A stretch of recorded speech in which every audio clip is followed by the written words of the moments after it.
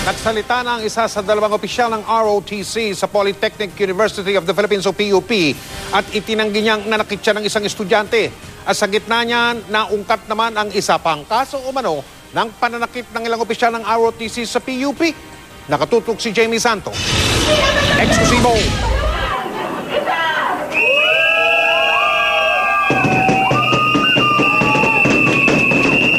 Halos masira ang pintuan ng opisina ng Department of Science and Tactics ng Polytechnic University of the Philippines dahil sa pangangalampag ng mga estudyante at ilang militanteng grupo. Galit sila na sumugod kasunod ang paglantad ng first-year student at umano'y ROTC hazing victim na si Sheena. Panahon na raw para tuldukan ang karahasan sa mga estudyante na naga-ROTC.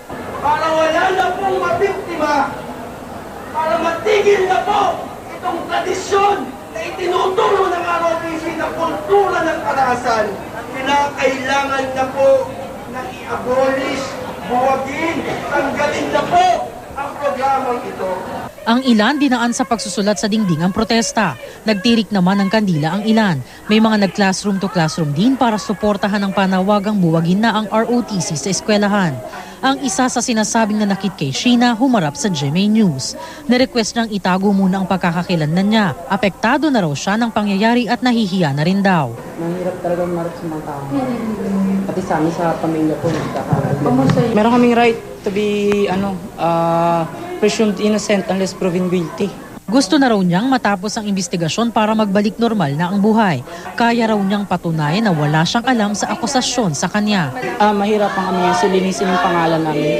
Sinauna na sila na ng pangalan namin, nagkabit ng mga ganyan. Medyo mahirap na bawiin.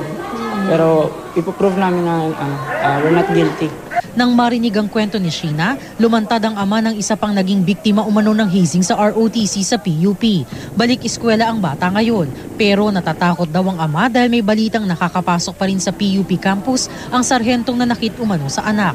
2012 pa ang kasong ito at napatalsik na sa PUP ang mga ROTC tactical officers.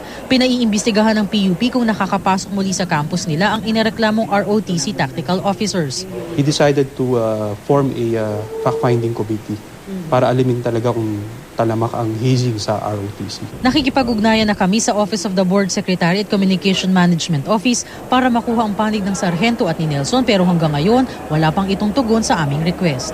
Jamie Santos, Nakatutok, 24 Oras.